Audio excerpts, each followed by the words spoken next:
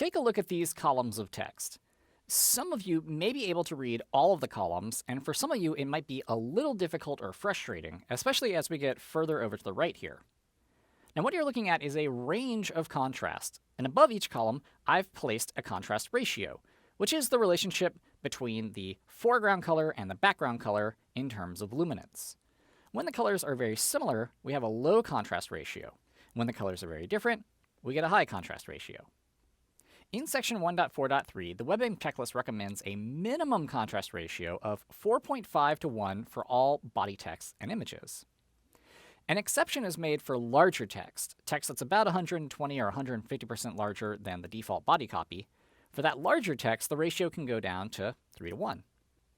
Now, the contrast ratio of 4.5 to 1 was chosen as a minimum because it compensates for the loss in contrast sensitivity usually experienced by users with 20/40 vision.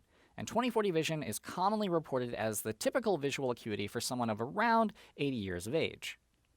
So looking at our columns of text, we can see that really only these first two columns would pass for acceptable body copy. The third one here is just a little too low on the contrast scale, and this last one is far too light. Now, I mentioned that these are contrast minimums, so while they might work well for someone who has lost a bit of vision as they age, they will not necessarily work well for all users, especially those who suffer from a low vision impairment.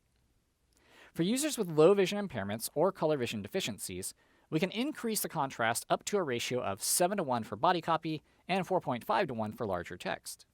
Looking again at our columns, we can see that really only this first column would meet that criteria. Now, since most modern websites use a range of type sizes and colors, you're going to need a way to quickly audit your page to verify that you're meeting these contrast requirements. To do this, we can use the Chrome Accessibility DevTools extension. So what I'm going to do is audit this page. I'm going to open my DevTools. I'm going to go to the Audits panel, and I'll run an accessibility audit. Now I can see that the extension is reporting a number of accessibility errors, all related to my anchor tags. So let me go inspect one of those anchor tags right now. I'll click on this one right over here. I'll bump the font size up a little bit so this is easier to read. And when I go and look at the accessibility properties for this item, I'm presented with a number of options here. First, I see a warning indicating that my contrast is just too low. And then I see options for minimum and enhanced contrast. Now the nice thing is that the hex values are right here, so I can just copy these into my style sheet if I want. But one really cool feature of the DevTools extension is that I can click on these swatches and see the anchor tags update in the document. So I can see here, for instance, that that is what the enhanced colors would look like in my application. Now in the next lesson, I'm going to have you audit a page using this same extension, so that way you can fix up any errors that you find.